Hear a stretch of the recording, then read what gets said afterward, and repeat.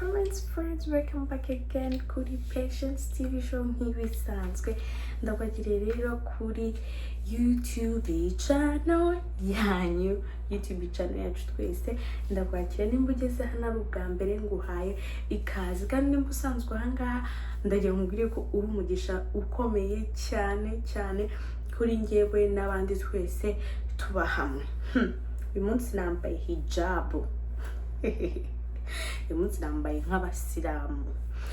Hanyuma rero uyu munsi dufite ibintu bigiye bitandukanye. Ndumva ikiganiro cy'uyu munsi kiraba kiri total different n'ibyo tumaze iminsi dukora. Niyo mpamvu mubona naje nambaye umwambaro mushya, cyangwa se umwambaro mutari munzimo. Naje nambaye mu bundi buryo, naje nambaye mu bundi buryo, ariko byose bidufatanyiriza hamwe kutuzanira ibyiza. Hanyuma mbahaye ikaze, mwiyumvemo ikaze ahangaha. Ndabashimiye cyane ku bantu mwese mudahwema kureba video yose nsohora, kugira ngo tugende dusangira ibitekerezo, kugira ngo tugende dusangira kwishima, ibintu nk'ibyo. Ntabwo nibagiwe ko nabwiye ko mfite ikintu cyitwa ikuru, mfite amakuru suni ngomba kubahereza, kandi azaba ari meza. Mwebwe gusa mukomeze sharing video, ubundi ibintu bikomeze bigenda neza. Hanyuma mbahaye ikaze ikiganiro cy'uyu munsi. Uyu munsi tugiye kuganira, by the way, around me hano narindi hafi n'igikoni, ndavuga ngo reka mite patiraho vuba. Ubu ni insozi ngibi ndahita ninjira mu cyombo kirangaha, my friend. Ariko maze kumenyera, forget about it. Hanyuma rero nkuko nababwiraga, uyu munsi ngiye kubereka iki challenge imyenda yanjye. Imyenda ya hano nagiye kugura imyenda, nsanga bafite imyenda igiye itandukanye. Bafite imyenda y'abantu baba bashaka kwiyambarira nyine uko bashaka ubusa, bafite imyenda igiye itandukanye pe. Ariko njyewe kinyafrika yanze kumvamo, ndaje mbereke outfit zanjye, haba muri neje, haba mu bisanzwe mu gihe cya sama, muri church, ndi mu rugo. Wowe ntucikwe n'iyi video. Hanyuma rero ntugire ahantu usimbutsa urebe. Ndagenda mbereka ibintu bigiye bitandukanye, mbereka imyenda igiye itandukanye. Uwo mubona bivamo uze kunyandikira umwete, ariko ya mwenda ndabona bivamo, uzagure style zimeze gutya igihe cyose. Hanyuma twiganire gake. First of all, nabanje kubereka uyu. Murabona kwambara ka hijabu bitavamo.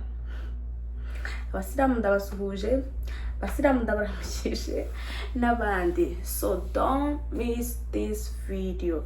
Hanyuma kandi nubona ari byo cyangwa se bicamo neza, ntiwibagirwe kunsangiza igitekerezo cyawe. Ndabakunda cyane. Let's go.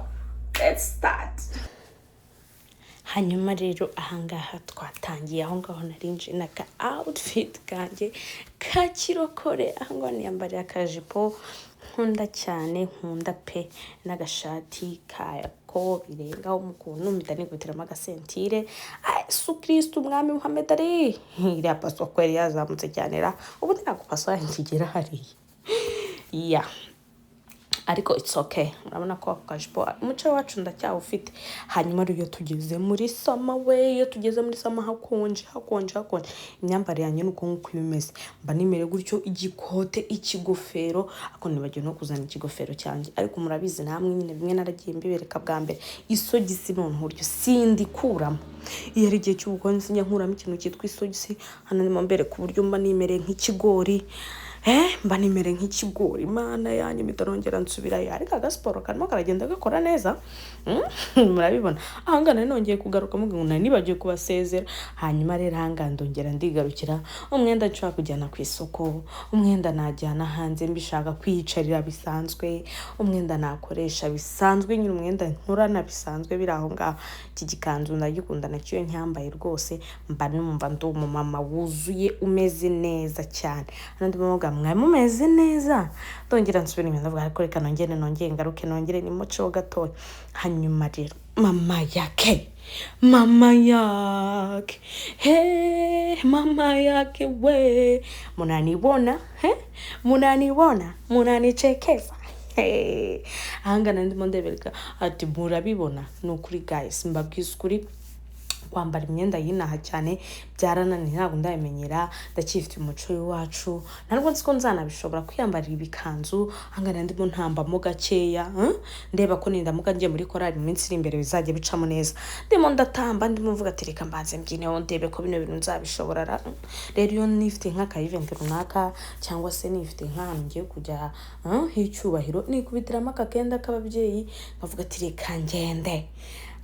Ayo mapicture mubona kuri firigo yanjye, ayo ni amafoto y'iwacu yose y'abana b'iwacu, famiye y'umugabo, rero mu rwego rwo kugira ngo inzu yanjye yose yuzuyemo ikintu cyitwa amafoto, hose ibikuta biriho amafoto, aho ngaho ni ukugira ngo njya gufungura agafirigo mpite nibuka, mpite nongera ndebe mama wanjye, ndebe abo tuvukana.